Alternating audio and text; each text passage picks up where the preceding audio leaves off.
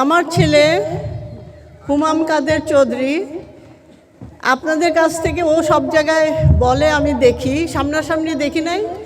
আজকাল তো সব কিছু ইউটিউবে দেখা যায়। ও কিছু কিছু জায়গায় গিয়ে ও বলে যে আমি আপনাদের কাছ থেকে একটা চাকরি চাচ্ছি, আমি একটা চাকরি চাচ্ছি, আপনারা যদি ভোট দেন তাহলে আমি চাকরিটা পাবো। এটা কিসের চাকরি? এটা হলো এমপি হওয়ার চাকরি। আপনারা যদি ভোট দেন তাহলে ও এমপি হতে পারবে, হ্যাঁ, সংসদে যেতে পারবে। সংসদে গেলে ওর আব্বার মতো, ওর আব্বা শহীদ সালাউদ্দিন কাদের চৌধুরীর মতো আপনাদের জন্য কাজ করবে। উনি কি কাজ করছেন আপনাদের জন্য, শহীদ সালাউদ্দিন কাদের চৌধুরী? তো উনি তো, আমি জানি উনি করেছেন। আমার শ্বশুর ফজলুল কাদের চৌধুরী সাহেব, এখানে যারা বাচ্চারা আছে তারা জানে না, আমার শ্বশুর ফজলুল কাদের চৌধুরী সাহেব এই চিটংয়ের জন্য অনেক কিছু করেছেন। তারপরে ওনার ছেলে শহীদ সালাউদ্দিন কাদের চৌধুরী করেছেন। এত বছর যতদিন উনি বেঁচে ছিলেন আপনাদের কথা চিন্তা করেছেন, আপনাদের জন্য কাজ করেছেন।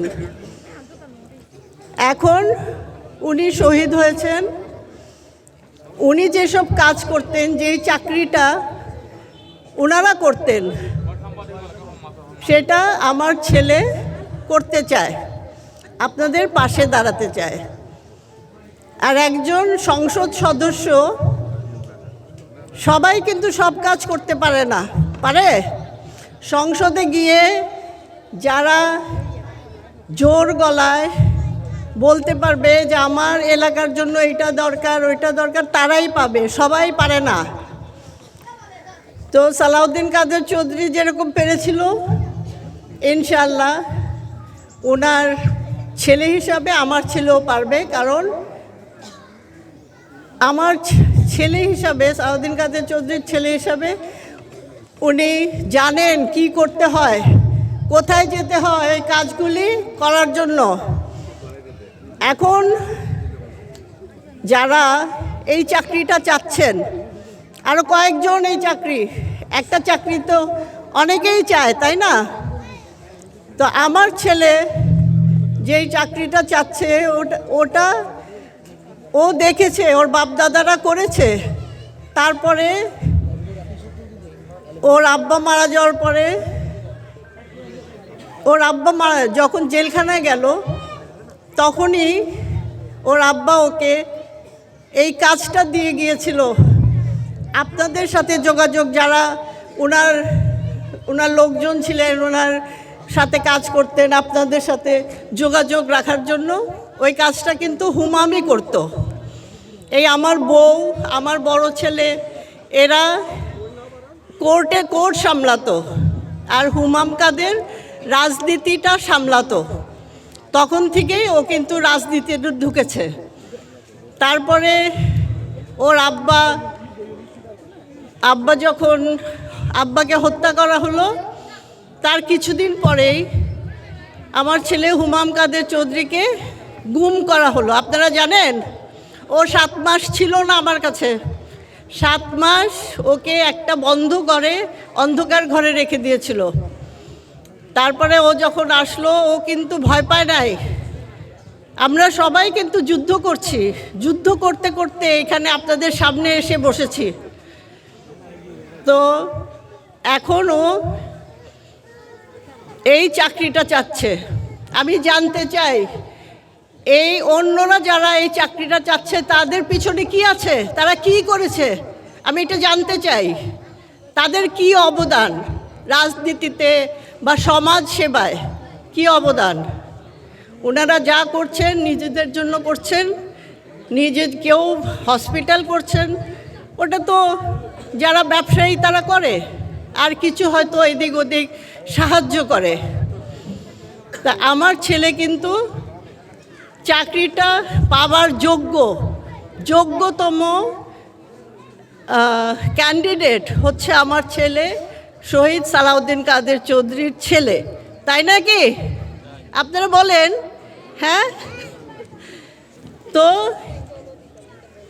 আর যে কয়জন আছে তাদের তারা যে কাজ করছে বা রাজনীতি করছে আমি তো শুনি নাই এখন পর্যন্ত। হঠাৎ করে ওনারা ক্যান্ডিডেট হয়ে গেলেন, আর ওনারা রাঙ্গুনিয়া না রাউজান এটাও করছেন দেখি। তো একজন তো অনেক দিন 17 বছর আপনাদের সংসদ সদস্য হয়ে, মিনিস্টার হয়ে, খালি মিনিস্টার না, প্রভাবশালী মিনিস্টার ছিলেন, কিন্তু ওনারা খালি নিজেদের জন্য চিন্তা করেছেন, টাকা পয়সা বানিয়েছেন, কিছু তো করতে হয়, অতটুকু করেছেন, টাকা পয়সা বানিয়েছেন আর দেশ ছেড়ে চলে গেলেন। এটা কে ছিল?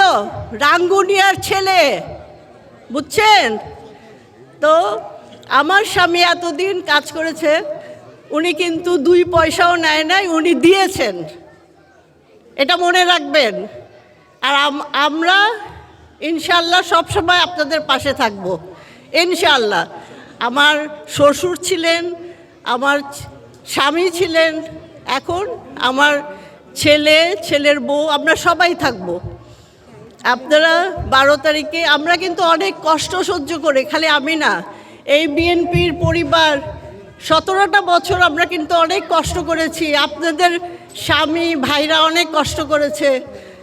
এখন এতদিন পরে একটা ভোট দিয়ে যদি বিএনপি সরকার করতে পারি, ইনশাল্লাহ এই দেশের দিন ভালো হবে আর আমাদের সবাই ভালো হবে ইনশাল্লাহ। অন্য কাউরে ভোট দিয়ে আনলে আমাদের খুব খারাপই হবে। তো আপনারা সবাই ধানের শীষে ভোট দিবেন, সকাল সকাল যাবেন, ধানের শীষে ভোট দিবেন। আর যদি দেখেন কিছু উল্টাপুল্টা হচ্ছে, সঙ্গে সঙ্গে ক্যামেরা, আপনাদের সবার কাছে টেলিফোন আছে, টেলিফোনে মোবাইলে ওটা রেখে দিবেন, কোনো কিছু যদি দেখেন। তো এটা আপনারা করবেন। আপনারা এক একজন যোদ্ধা, বিএনপি পরিবার কিন্তু একটা যোদ্ধা পরিবার, আমরা যুদ্ধ করেছি, আর কিছুদিন পরে ইনশাল্লাহ আমাদের যুদ্ধ শেষ হবে। তো এটা বলেই আমি শেষ করছি। আপনারা সবাই বিএনপি পরিবার, আমার পরিবার। আমি এতদিন আসি নাই, কারণ আমার আসতে হয় নাই, আমার স্বামী আপনাদের পাশে ছিল। এখন ইনশাল্লাহ আমরা পুরো পরিবার আপনাদের সাথে থাকব।